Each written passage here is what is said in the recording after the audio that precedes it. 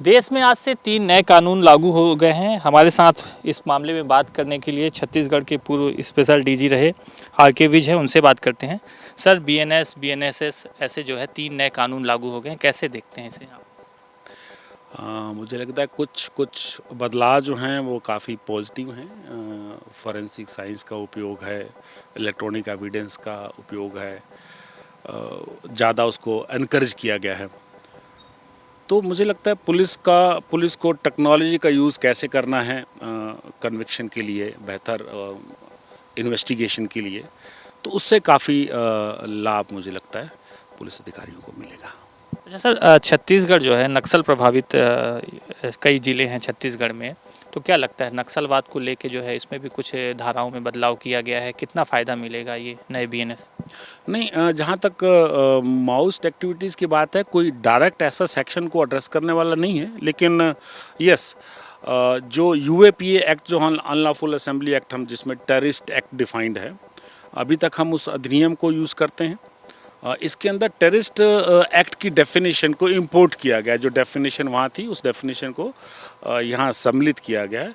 और लेकिन उसमें कैवेट है कि पुलिस अधीक्षक डिसाइड करेगा कि वो एक्ट जो है, वो सेक्शन जो है वो लगाना है या उसके अंदर जो अधिनियम है यूएपीए का उसको यूज़ करना है। तो पुलिस अधीक्षक कुछ मापदंड तय कर सकते हैं कि वो उसके अंदर नोटिफाइड है या नोटिफाइड नहीं है, विवेचना में कितना समय लगने वाला है, प्रोसिक्यूशन की परमिशन की बात है, बेल के जो प्रोविजंस हैं वो अलग हैं। तो एक मापदंड तय करने पड़ेंगे पुलिस अधीक्षक को, एडवांटेज या डिसएडवांटेज जो हैं धारा लगाने के क्या हैं, उसके बेस पर डिसाइड करना होगा। तो ये सेक्शन जो है, क्योंकि टेररिस्ट एक्ट माओइस्ट उसमें इन्वॉल्व रहते हैं, तो उस सेक्शन को इस्तेमाल किया जा सकता है। दूसरा, एक सेडिशन का राजद्रोह का जो सेक्शन था उसमें कुछ बदलाव आया है। पहले वो बहुत ऑब्जेक्टिव था कि अगर गवर्नमेंट ऑफ इंडिया के प्रति डिसअफेक्शन अगर होता है तो वो अपराध था। अब वो गवर्नमेंट ऑफ इंडिया ना होकर वो unity and integrity of India से कनेक्टेड अपराध है। तो अब माओइस्ट क्योंकि वो आर्म्ड रेबेलियन में सम्मिलित रहते हैं, उनका जो सेंट्रल एजेंडा वही है कि आर्म्ड स्ट्रगल के थ्रू पॉलिटिकल पावर को कैप्चर करना है, तो वो उनका सेंट्रल एजेंडा है। तो वो जो सेक्शन है नया, वो उसमें उपयोग कर सकते हैं। तीसरा, माओइस्ट कई गतिविधियां ऐसी हैं जो ऑर्गेनाइज ढंग से करते हैं, वसूली का है, तो वो आने वाले समय में, क्योंकि ऑर्गेनाइज क्राइम भी इसके अंदर एक नया सेक्शन है, तो उसका भी इस्तेमाल किया जा सकता है। उसकी जो शर्तें हैं उसको अगर पूरी किया जाता है, तो मुझे लगता है ये 3 सेक्शन हैं, 2 तो ज़्यादा उपयोग किए जा सकते हैं। ऑर्गेनाइज क्राइम की शर्तें हैं, उसके हिसाब से इन सेक्शंस का माओइस्ट एरिया में इस्तेमाल कंपेरेटिवली ज़्यादा हो सकता है। बाकी सेक्शंस में थोड़े थोड़े बदलाव हैं। सर, ये जो ऑनलाइन एफआईआर है, इसके अलावा जो इलेक्ट्रॉनिक एविडेंस की बात कही जा रही है, उससे मतलब कितनी जागरूकता आएगी और कितना फ़ायदा होगा? देखिए, ये डिपेंड करता है कि पुलिस कितना ज़्यादा इन धाराओं का उपयोग करती है। इसमें भी एक कैविएट है। इलेक्ट्रॉनिकली जो आपके पास जो रिपोर्ट आएगी, अगर वो कोग्निजेबल ऑफेंस है, तो उसके अंदर एक शर्त है कि 3 दिन के अंदर आकर उस व्यक्ति को सिग्नेचर करने होंगे, क्योंकि एफआईआर में सिग्नेचर अनिवार्य है। तो 3 दिन का समय है वो उसको कन्वर्ट करने के लिए एफआईआर। अगर वो नई व्यक्ति आता है तो वो मैंडेटरी नहीं है पुलिस अधिकारी के लिए कि उसको एफआईआर में कन्वर्ट करके आगे कार्रवाई करे। लेकिन ऐसा भी नहीं है कि वो, अगर पुलिस अधिकारी को लगता है कि ये सेंसिटिव इन्फॉर्मेशन है, तो उसके ऊपर अपनी कोई जांच करके, प्राथमिक जांच करके वो अगला स्टेप उसके अंदर ले सकता है। तो एक कम से कम एक ये पॉजिटिव डायरेक्शन में बदलाव जो है वो ईएफआईआर का, ऐसा मुझे लगता है।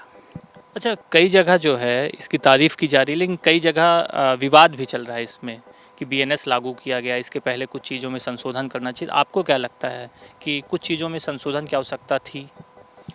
नहीं, देखिए, क्योंकि जो बदलाव हैं कोई बहुत व्यापक नहीं है मेरे हिसाब से, कुछ सेक्शन, लेकिन वो बदलाव अमेंडमेंट से भी किए जा सकते थे। अब ये गवर्नमेंट का निर्णय है कि वो कुछ अमेंडमेंट्स किए जा सकते हैं सेक्शन, या पूरा परिवर्तन उनको करना है। तो ये गवर्नमेंट का निर्णय है कि परिवर्तन किस प्रकार से करने हैं।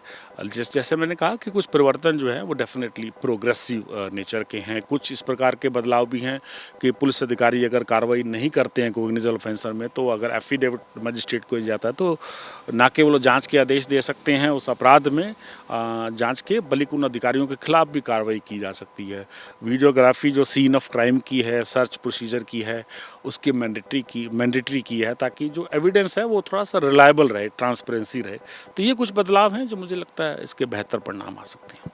अच्छा सर, छत्तीसगढ़ की अगर बात करें तो आपने करीब से देखा है कितनी पुलिसिंग तैयार है यहाँ की और कितने फोर्सेस की ज़रूरत है, कितने जो है ट्रेनिंग की ज़रूरत है, क्योंकि कई ऐसे थाने हैं जहाँ जो है अभी साइबर के लिए लोग एक्सपर्ट नहीं हैं, बहुत सारी चीज़ें हैं जिनकी कमियाँ हैं। तो क्या लगता है कि वक्त लगेगा इसको इम्प्लीमेंट करने में? नहीं, मुझे केवल आभास लगता है कि दो चीज़ें हैं जिसमें कुछ समय लग सकता है। जहाँ तक नए सेक्शंस या कुछ डाले हैं, तो उसमें मुझे नहीं लगता क्योंकि ज़्यादा परेशानी है जो आसानी से समझे जा सकते हैं। जैसे मैंने कुछ उल्लेख भी किया, ऑर्गेनाइज्ड क्राइम है, टेररिस्ट एक्ट है, जो बदलाव हुए हैं वो इतना मुश्किल समझने की नहीं है। वो चाहे कम्युनिटी सर्विस है, कम्युनिटी सर्विस का भी अभी वो किस प्रकार की रहेगी वो भी न्यायालय तय करेगा। गवर्नमेंट ने ऐसा कुछ अभी उसमें रूल नहीं बनाए हैं। दो चीज़ें हैं जो मुझे लगता है प्रभावित कर सकती हैं, जिसमें कुछ समय लग सकता है अगर उसकी प्रोग्रेस अच्छी होने के लिए। पहला है फॉरेंसिक साइंस की जो प्रगति उसके अंदर कैसे किस प्रकार से विकसित होता है, और दूसरा है इलेक्ट्रॉनिक एविडेंस।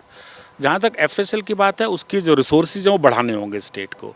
अभी जो मोबाइल एफएसएल्स हैं वो हमारे सभी डिस्ट्रिक्ट्स में नहीं है, तो ना होने से वो प्रावधान कानूनी रूप से होने से, हालांकि उसके अंदर 5 साल का समय दिया गया है, तो 5 साल में मुझे लगता है स्टेट को अपने रिसोर्सेज बढ़ाने होंगे ताकि मौके पे पहुंचने के लिए हर जिले में उस प्रकार के एक्सपर्ट्स उपलब्ध हों। दूसरा इलेक्ट्रॉनिक एविडेंस की बात है, तो ई साक्ष्य अभी एक लॉन्च किया गया है, ऐप किया गया है, ताकि पुलिस अधिकारी मोबाइल फ़ोन का उपयोग करके साक्ष्य को एकत्रित कर सकें। तो उसके अंदर भी मुझे लगता है वो लैब्स जो हमारी हैं और उसकी विवेचना और बेहतर हो, इलेक्ट्रॉनिक एविडेंस को हमारे पुलिस अधिकारी समझें, तो एक्सपर्ट्स की और ज़्यादा ज़रूरत है और इंफ्रास्ट्रक्चर भी थोड़ा और विकसित करने की ज़रूरत है। तो मुझे लगता है इनकी जो इंफ्रास्ट्रक्चर है, चाहे साइबर का हो या फोरेंसिक का, इसमें रिसोर्सेज और बढ़ाने की आवश्यकता है। तो बिल्कुल ये हैं छत्तीसगढ़ के पूर्व डीजीपी आर के विज।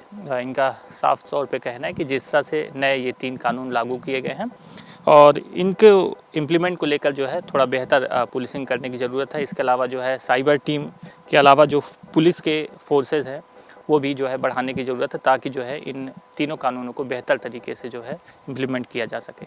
कैमरा पर्सन होरीलाल के साथ जयप्रकाश त्रिपाठी, एबीपी न्यूज़, रायपुर।